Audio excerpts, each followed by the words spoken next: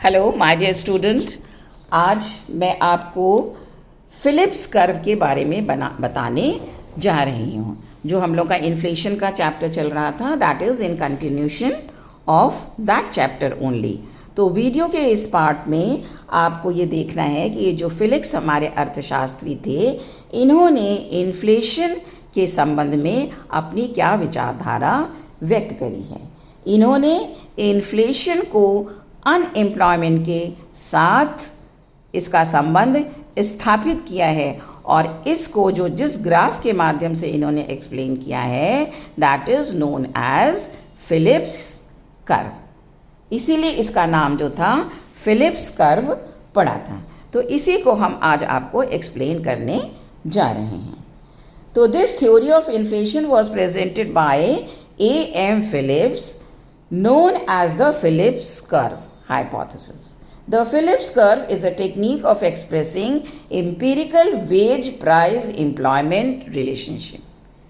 जो ये Phillips curve है, ये वेज प्राइस एम्प्लॉयमेंट रिलेशन को एक्सप्रेस करता है।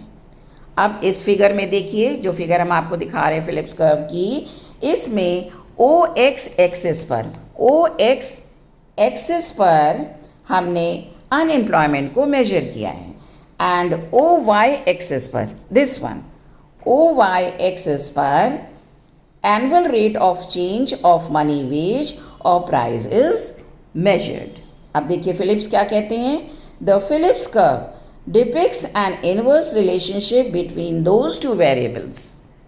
किन दो वेरिएबल्स के बीच में इनवर्स रिलेशनशिप बता रहे हैं, the rate of unemployment and annual rate of change of money wage and price.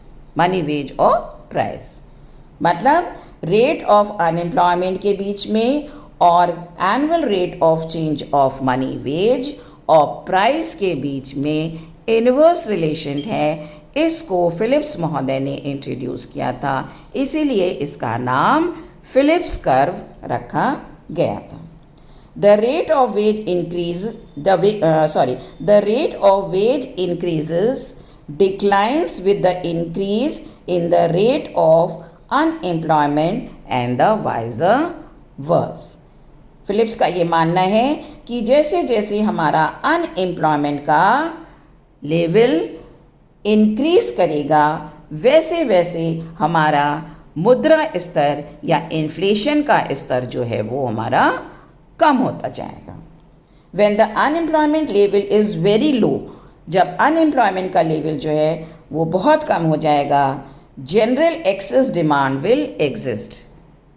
Unemployment का लेवल जो है वो हमारा बहुत कम हो रहा है, उस स्थिति में डिमांड एग्जिस्ट करेगी, which will cause a demand pull on wages, so wage rate will be high. ऐसी स्थिति में वेजेस को बढ़ाने की वो लोग डिमांड करेंगे। But when the unemployment increases, जब बेरोजगारी स्तर में वृद्धि होती है, लोग ज़्यादा से ज़्यादा बेरोजगार हो रहे हैं, trade union demand will become weaker. ऐसी स्थिति में ट्रेड यूनियंस की डिमांड जो होगी वो वीक पड़ जाएगी, while employer resistance will become stronger, so the rate of wage increases will tend to diminish. मजदूरी बढ़ाने की जो मांग है वो ऐसी स्थिति में कम होने लगेगी। सैमुएल्सन एक बहुत बड़े अर्थशास्त्री हुए हैं, उन्होंने फिलिप्स कर्व को एक सेंटेंस में समझाने का प्रयास किया है या एक सेंटेंस के माध्यम से इसको एक्सप्लेन किया है। देखिए, the softer the job market, हमारा जॉब मार्केट जितना सॉफ्ट होगा, the weaker are the wage pressure, जो वेज का प्रेशर होगा वो उतना ही कम होगा। From the given relationship between wage rate and an unemployment, it is easy to draw a relationship between inflation or price rise and unemployment rate. दोनों के बीच में संबंध स्थापित किया जा सकता है। Because the price level is closely associated with the ways cost in a competitive market. Assuming that price level changes in accordance with the wage rate, the Phillips curve also represents the expected rate of price changes at varying rate of unemployment.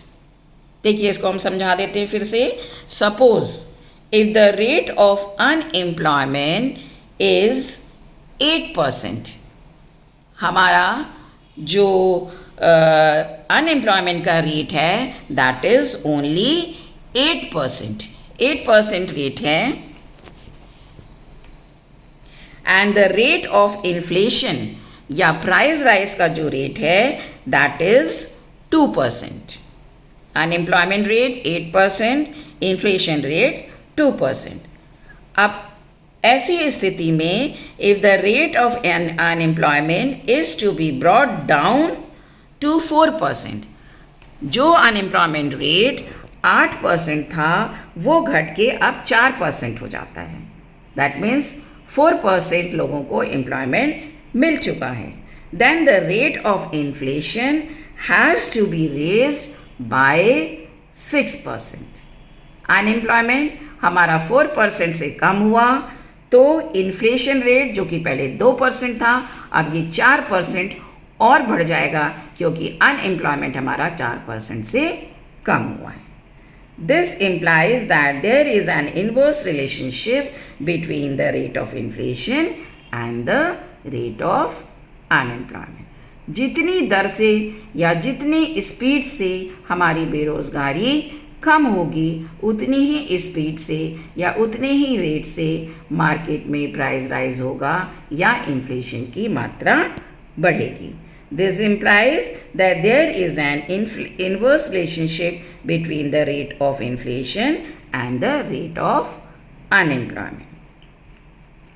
The similar relation has been seen between money wage rate and the rate of unemployment. It thus follows that if we desire to have a lower rate of inflation, यदि हम चाहते हैं हमारी अर्थव्यवस्था में मुद्रास्फीति की दर कम हो, we must be prepare to accept a higher rate of unemployment. अगर हमारी अर्थव्यवस्था में हम ये चाहते हैं कि इन्फ्लेशन दर हमारी कम हो, कीमतें हमारी कम रहें, तो ऐसी स्थिति में we must be prepared to accept a higher rate of unemployment. Unemployment rate हमें ज़्यादा रखना पड़ेगा. और इसके विपरीत स्थिति में if we desire to have a lower rate of unemployment we must be prepared to accept a higher rate of inflation. I hope you all must have clear the basic concept. The above Phillips curve, this Phillips curve have been constructed on the basis of the relationship between the rate of change in money wage rate and the rate of unemployment. तो देखिए ऐसा क्यों होता है, अभी हमने आपको explain कर देते हैं. सपोज कर लीजिए मार्केट में अनएम्प्लॉयमेंट जो है घट रहा है. अनएम्प्लॉयमेंट घट रहा है दैट मीन्स लोगों को रोज़गार मिल रहा है. जब लोगों को रोज़गार मिलने लगेगा दैट मीन्स लोगों की आय जो है वो बढ़ रही है. वेजेस जो है लोगों की इंक्रीज कर रही है. वेजेस के इंक्रीज करने का मतलब है लोगों की इनकम बढ़ रही है. इनकम बढ़ने के साथ ही साथ लोगों की डिमांड बढ़ती है. जब इनकम बढ़ रही है that means quantity of money बढ़ रही है, लोगों की आय में वृद्धि हो रही है. जब आय में वृद्धि होती है तो ऑब्वियस सी बात है लोगों की डिमांड बढ़ती है. तो इस बढ़ी हुई डिमांड को लेके जब व्यक्ति मार्केट में जाता है तो सप्लाई जो है वो उनकी डिमांड को पूरा करने में उस समय सक्षम नहीं होती है. तो हमारी डिमांड मार्केट में ज़्यादा है और सप्लाई मार्केट में उतनी नहीं है. You all better knows this.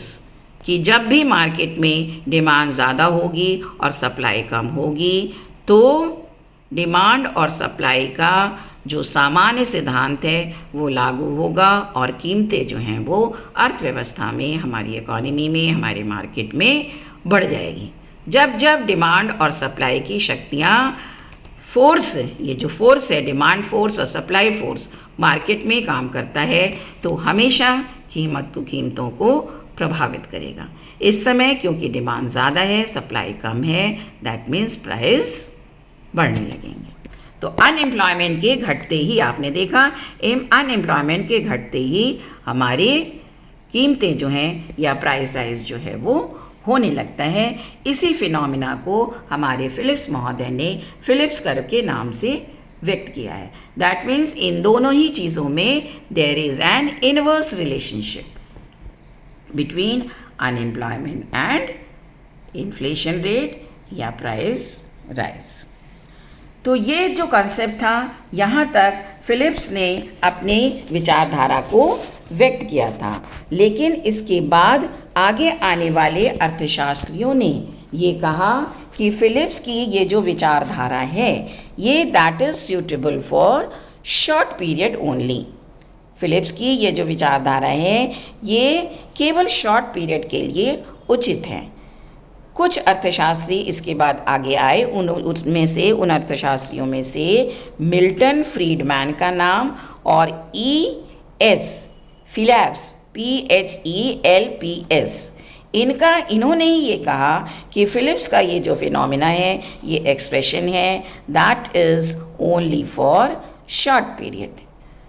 तो इन लोगों ने आगे चल के लॉन्ग पीरियड एनालिसिस करी और इसको लॉन्ग पीरियड फिलिप्स कर्व का नाम दिया। और एक नया कंसेप्ट इन्होंने इंट्रोड्यूस किया जिसका नाम इन लोगों ने दिया natural rate of unemployment. Phillips curve के बाद इन अर्थशास्त्रियों ने जो नया फिनोमिना दिया वो किस नाम से दिया?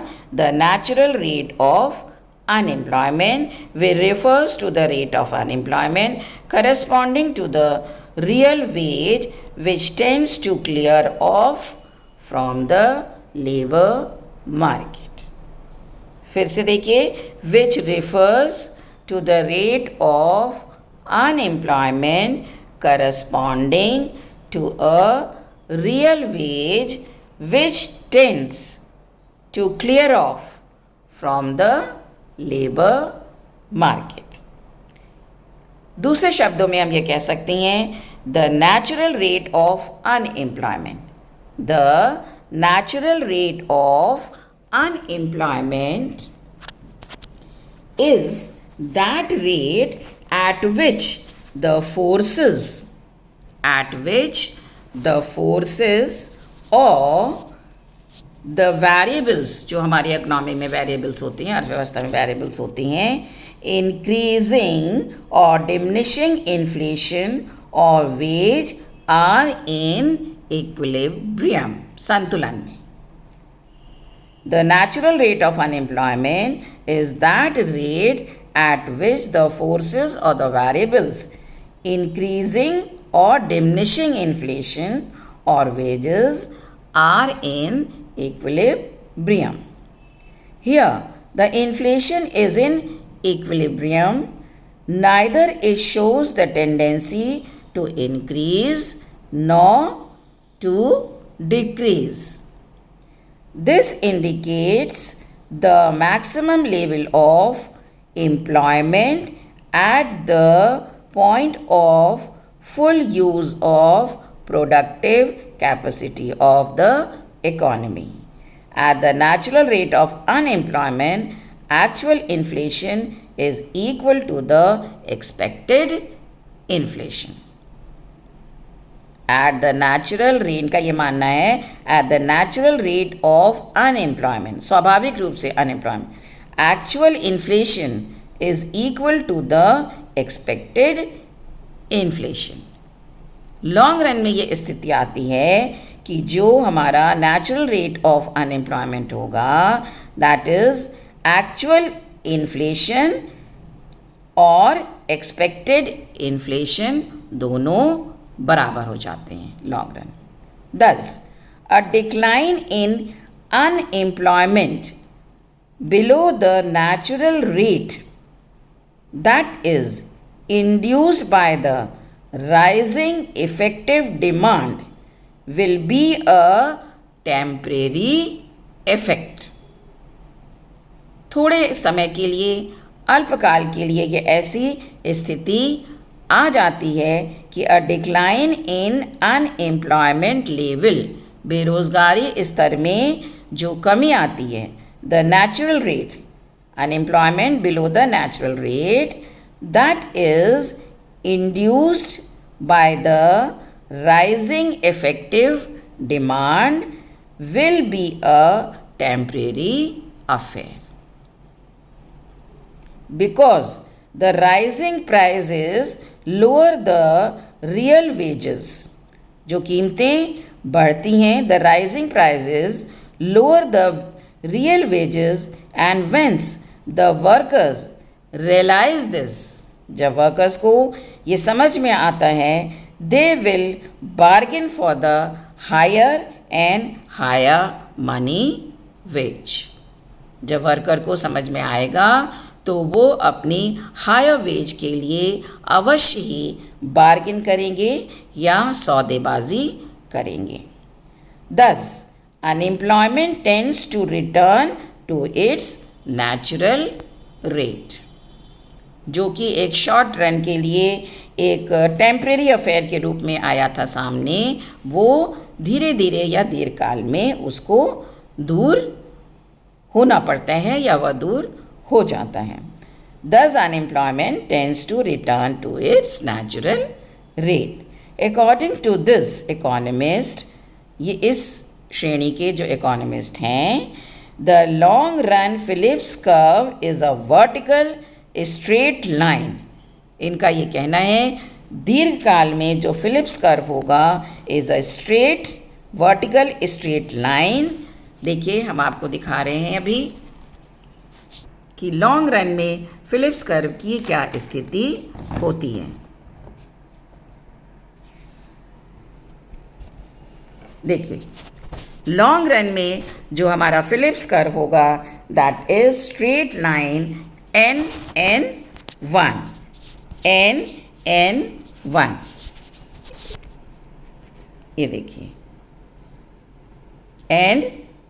n1, ये सीधी स्ट्रेट लाइन वर्टिकल लाइन हमको देखने को मिल रही है। Phillips curve is a vertical straight line n1 intersecting the x-axis at the point of natural rate of unemployment। कहाँ पे ये x-axis को intersect कर रही है? x-axis को at the point of natural rate of unemployment as shown in the figure M। देखिए यहाँ पर ये intersect कर रही है अनएम्प्लॉयमेंट रेट को लॉन्ग रन में। आपने जैसे ऊपर बनाया था OY एक्सिस और OX एक्सिस, सेम इसी तरीके से आप बनाएंगे। यहाँ पे हमने नेचुरल वेज और प्राइस चेंज एज परसेंटेज और प्राइस, और ये आपका फिलिप्स कर्व है लॉन्ग रन में, और ये इसने इंटरसेक्ट किया M बिंदु पर या नेचुरल रेट ऑफ अनएम्प्लॉयमेंट पर, यहाँ पर इसने इंटरसेक्ट किया। तो देखिए फिलिप्स कर्व ने जो नॉर्मल जो फिलिप्स का जो नेचुरल जो फिलिप्स ने जो अपनी विचारधारा व्यक्त करी थी वो शॉर्ट रन के लिए की थी, और आगे आने वाले अर्थशास्त्रियों ने ये कहा कि ये जो फ्रेज़ है ये बहुत ही शॉर्ट रन के लिए होता है, और ये ऑटोमेटिकली धीरे धीरे अपनी अर्थव्यवस्था में नेचुरल रेट ऑफ अनएम्प्लॉयमेंट पर आ जाएगा, और unemployment tends to return to its natural rate। Thus, the long run Phillips curve is a vertical straight line shown in the figure n1 intersecting x-axis at the point of natural rate of unemployment as shown at the point M. This is natural rate of unemployment. I hope you understand this Philip curve. ये देख लीजिए एक बार ध्यान से, ये original Phillips curve का concept था जो फिलिप्स ने बताया था, और ये लॉन्ग रन के लिए जो फिलिप्स के बाद जो अर्थशास्त्री आए, मिल्टन फ्रीडमैन, उन्होंने अपनी विचारधारा में या फिलिप्स के कर्व में थोड़ा संशोधन करके इसको प्रस्तुत किया है। तो हम समझ रहे हैं या हमको लग रहा है कि आप लोगों को अब ये फिलिप्स कर्व बहुत अच्छे से समझ में आ गया होगा। बच्चों, ये हम बता दें, ये फिलिप्स कर्व जो है ये एग्ज़ामिनेशन पॉइंट ऑफ व्यू से भी बहुत इम्पॉर्टेंट है और एग्ज़ाम में बहुत पूछा जाता है।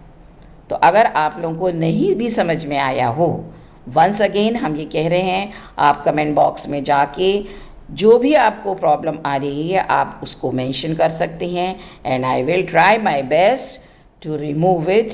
आपकी जो भी प्रॉब्लम होगी उसको समय समय पर हम दूर अवश्य करेंगे। और इसी के साथ आप इस फिलिप्स कर्व के डायग्राम को ड्रॉ भी कर सकते हैं। 1 मिनट का मैं आपको समय दे रही हूँ, आप अच्छे से इसको देख लीजिए और ड्रॉ कर लीजिए। And thank you so much.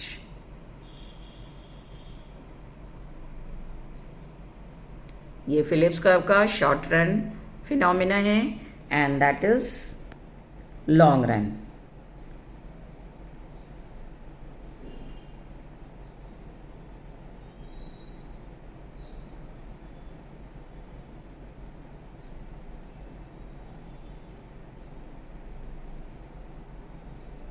Thank you. Thank you so much.